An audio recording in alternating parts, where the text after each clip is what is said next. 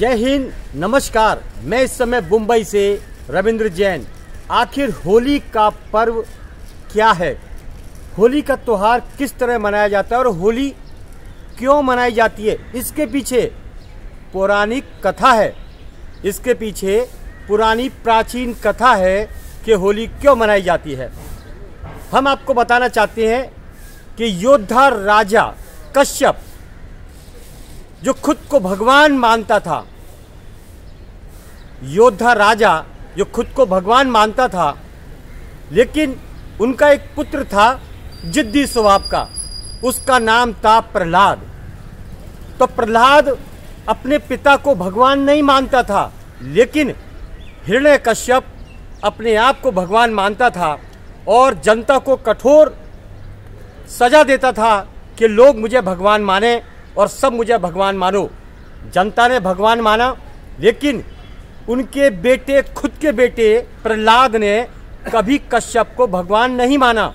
उन्होंने सदैव भगवान विष्णु की आराधना की। अब हम आपको बता देना चाहते हैं कि उसके पिता हिरण्यकश्यप ने प्रहलाद को मारने की हजारों तरीके की कोशिश की, लेकिन भगवान विष्णु ने सदैव प्रहलाद की रक्षा की।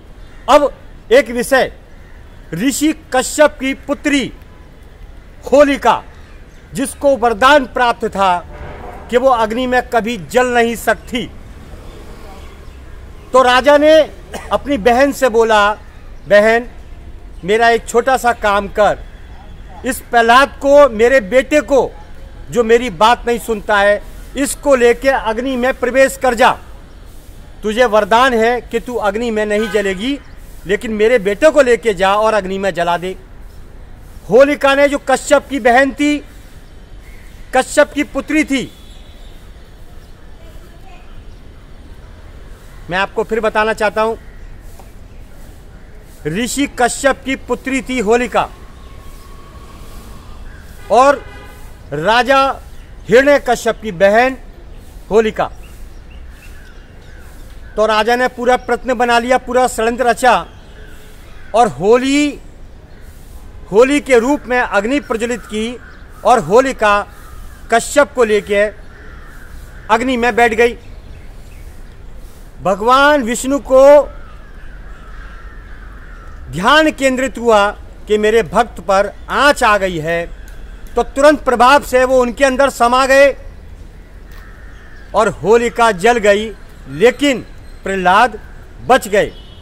तो इसी खुशी के महत्व को देखते हुए, पाप का विनाश करते हुए, भगवान विष्णु ने जो प्रादुर्भाव किया कि रंगारंग होली का कार्यक्रम शुरू हुआ।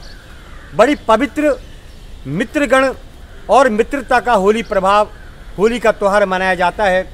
इसी का छोटा सा उदाहरण मैंने आपको दिया कि सदैव धर्म की और सत्य की जीत होती है, चाहे वो कितना भी प्रभावशाली और बलशाली क्यों ना हो, जीत सत्य और धर्म की ही होती है। इसीलिए हमने आपको पहले भी बताया था कि जब जब पृथ्वी पर पाप की उत्पत्ति होगी, भगवान का किसी न किसी रूप में जन्म होगा।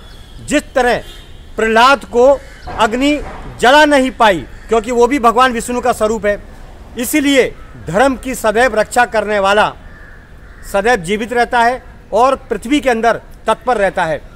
पाप का सदैव नाश होता है और होता रहेगा, यही विधि का विधान है और पुरानी कथाओं का सिस्टम है।